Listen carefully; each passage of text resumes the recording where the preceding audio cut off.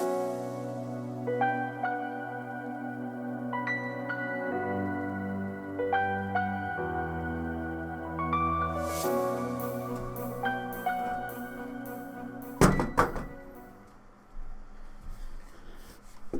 it's me, Micropenis Denier here, bringing you another Dota 2 video on behalf of Dota Alchemy, in which we're going to be discussing what the most broken heroes of 7.22 are so far. And I say so far because we only have limited information from pubs. Things are probably going to get nerfed, so I guess get your MMR while it's hot is what I'm trying to tell you here. So without further ado, let's get right into it.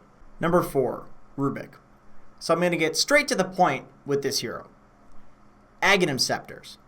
Every single time a patch drops, you see Reddit freak the fuck out about Aghanim's upgrades, level 25 talents, and it always just begs the question, when do these heroes get Ags? When do these heroes really get level 25? And it turns out, usually not often. For some heroes, yes, it's a game changer, but for most of them, it doesn't matter. However, you know who massively benefits from every hero having a ludicrous Aghanim Scepter upgrade, even if they never pick up an Aghanim Scepter themselves?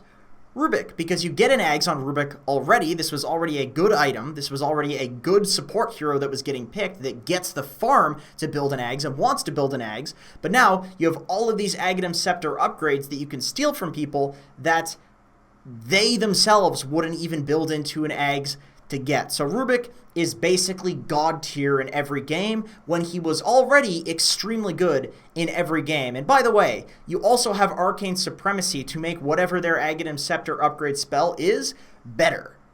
Number 3, Arc Warden. This hero got a couple of minor talent tweaks, 35 attack speed instead of 30 at level 10, negative 2 seconds Spark Wraith cooldown instead of negative 1.5 seconds Spark Wraith cooldown at level 20, which is annoying because he just got a Spark Wraith buff in terms of the damage, and he has a damage talent at level 25. His turn rate was made a little bit better, which is definitely convenient because this hero was a slow turning hero. However, the most ridiculous thing about this hero in patch 7.22 is the Aghanim Scepter upgrade, which allows him to spawn a random rune in front of him on a 60-second cooldown, and of course, this works with the Tempest Double. So imagine that you send your illusion to a lane with Boots of Travel, you spawn a DD, you take Rax because DD on Arc Warden is insane, or you spawn an Arcane rune, and that lets you press your spells even more, which lets you split push faster or kill a support, get an Invis, you gank with it, get a haste, you gank with it, get an illusion rune, you send those down a lane, it's basically a free Manta style, or even more ridiculously, you get a bounty rune. This hero spawns bounties, and yes, your team gets the gold, and they do scale. So essentially, this hero is just a walking gold factory for his team, but also, he's a hero who likes to go into the late game and can take his team there because you just protect towers with Magnetic Field and Spark Wraith and split pushing with the Tempest Double until the game goes to 70 minutes and you've given everybody basically thousands of gold because you're giving free bounty runes. It's absolutely ridiculous. Number 2, Zeus. This hero, in my opinion, is one of the strongest heroes in Dota right now, and I think it's also one of the least obvious heroes of why it is actually strong when you look at the patch notes. So, in my opinion, the biggest buff to Zeus is the changes to wards in conjunction with the talent that he has now of 3 mana regen. So, they made sentry wards so that there is a cap of 10. So supports can't just go around dewarding and plopping sentries down to deal with invis heroes and to deward observer wards. So that makes any hero that is able to deward very effective, or to deal with invis heroes very effective, because naturally, if sentry wards are capped out, then of course invis heroes are going to be good. So any hero that deals with invis heroes and can deward is amazing.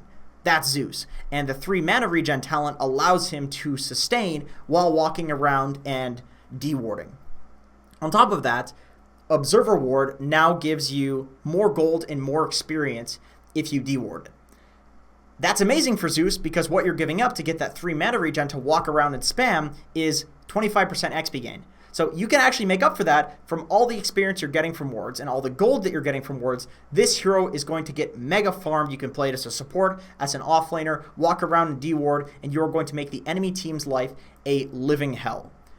So the second thing that I want to talk about in terms of why this hero is so strong right now that's also not that obvious is the change to his attack animation. Not only does that make you very effective at trading, That's a more obvious thing. I would say the best thing about this is now you can Thunderbolt somebody to interrupt them last hitting and then deny, because your attack animation is quick enough that you can Thunderbolt and interrupt somebody's attack animation, and then in their attack animation you can send out your machine gun of an attack animation and get the deny. So this hero can actually secure ranged creep CS in the lane very easily now when he couldn't do that before. And then the final kind of buff to Zeus is, it's a little bit of a fringe case, but the Aghanim Scepter that comes from Roshan, Zeus is one of the best heroes in the game to pick this up, and if you're a support you might not have it farmed at that point, so picking up an Ags can be extremely effective. Number 1, and I can't believe that I'm saying this. If you told me a week ago that I'd be saying this, I wouldn't believe you. I'd call you a liar. But Chen. Chen is the absolute winner of patch 7.22. His win rate on Dota buff has gone up by 9%. I've seen 6% with patches when a hero is absolutely broken when it's reworked. 6% increase, sure. 9, this is unprecedented. The reason for this is because Divine Favor, being a passive in this massive AoE, for what it does, is really, really good. So the regen per second makes it so that the Chen lane is really difficult to trade with. Permanently, you just have this constant regen ticking. The attack damage is like a mini Luna aura. In fact, let's see, what does Luna's give? 24 if you max it out, and Chen as a support gives you 16, and then also regen. But then on top of that, it has this heal increase as well, which is percentage based, which means it scales. Chen didn't scale before in terms of the Divine Favor, and now it does. If you get a mech, if you have other heroes who are healing, you are going to essentially provide them in the mid to late game a ridiculous amount of effective HP through that heal increase. I don't even care about the other stuff in the mid to late game. It's pretty cool, but the heal increase is absolutely insane. It's too good. 9% increase. Chen is legitimately a good hero. He went from being dog tier to being amazing. And then on top of that, it is a pretty good buff that the creep movement speed from Holy Persuasion is increased to by 25.